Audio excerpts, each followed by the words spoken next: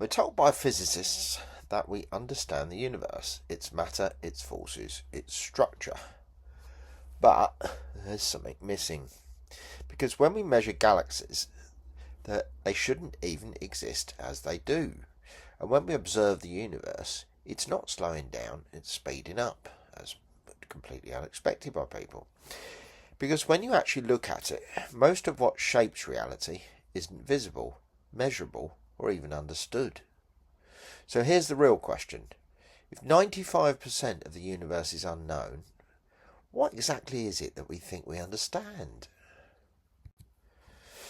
This is I thought I'd go through some of the appendices because obviously if you were reading the book you could look them up. But this came up in the last video on the standard model, so I thought I'd just include it as an appendix now. So there'll be a few of these. I think there's 6 in total. So Appendix 1, Dark Matter and Dark Energy.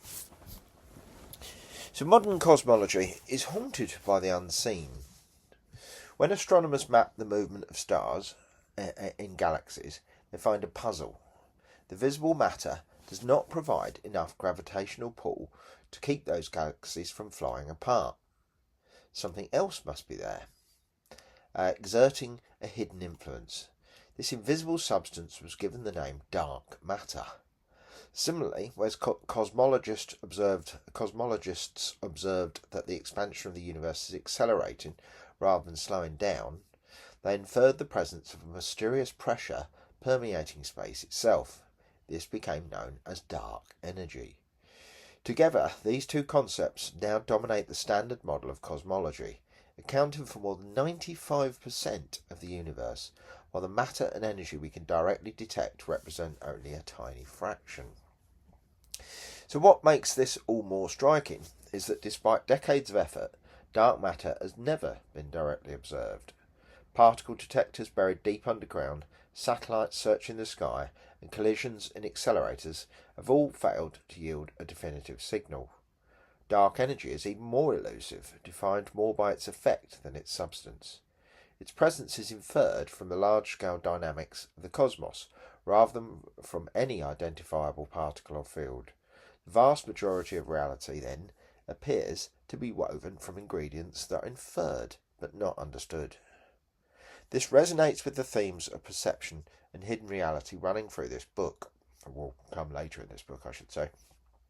Just as our consciousness presents us with a selective and simplified picture of the world, so too science confronts its own limits of detection. We navigate daily life assuming solidity, colour, and continuity, yet physics tells us these are constructed appearances emerging from deeper processes. The dark sector of the universe pushes this to the extreme. Almost everything that exists lies outside both sensory and experimental reach, shaping the cosmos while remaining invisible. In philosophy and mind, the hard problem of consciousness arises from the gap between neural mechanisms and subjective experience. When dark matter and dark energy, cosmology faces an analogous gap. The mathematics and observations insist on their presence, but no direct causal explanation bridges the gulf. Both remind us that human knowledge, however sophisticated, is provisional. To grasp the whole of reality may require categories not yet imagined. Culturally, the names dark matter and dark energy themselves carry metaphors of the unknown. Darkness is both the absence of light and the symbol of mystery. It is tempting to fill that darkness with speculation, just as in human history the unexplained has often been attributed to spirits, gods, or hidden forces. In some ways, the contemporary cosmologist is in the same position as an ancient shaman gazing at the night sky, trying to make sense of patterns beyond comprehension. Yet the story is not only one of limits. Dark matter and dark energy have also driven creativity. They have forced theorists to imagine new particles, altered models of gravity, and bold conceptions of space-time. In that sense, they function much like myths or metaphors, productive mysteries that generate meaning, questions, and further exploration. This is akin to how consciousness itself, resistant to reduction, inspires philosophy, art, and spiritual practice. For readers of this book, or listeners of this video series, the relevance of dark matter and dark energy lies less in their technical details than in what they symbolise. They are reminders that most of reality is not what it seems.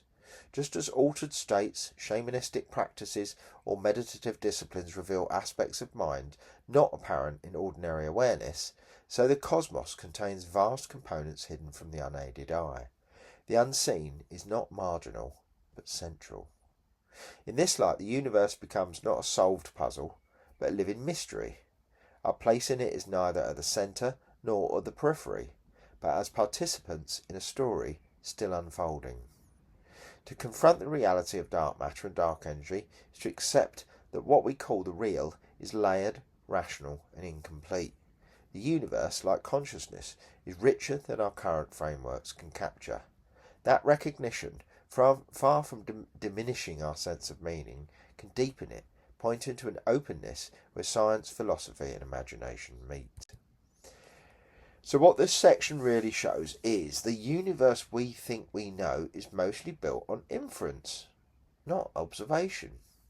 And if that's true, then reality itself may be structured by things we cannot directly access. Which means the problem isn't just that we haven't found dark matter or dark energy yet. It might be that our ways of knowing aren't capable of finding them at all. And if that's the case, what else are we missing? Not because it's hidden, but because we can't see how to look. Next, we'll go back to the main book. So we're back to chapter 1 again, the hard sciences, and we'll go to section 7, the hunt for the theory of everything, unifying gravity.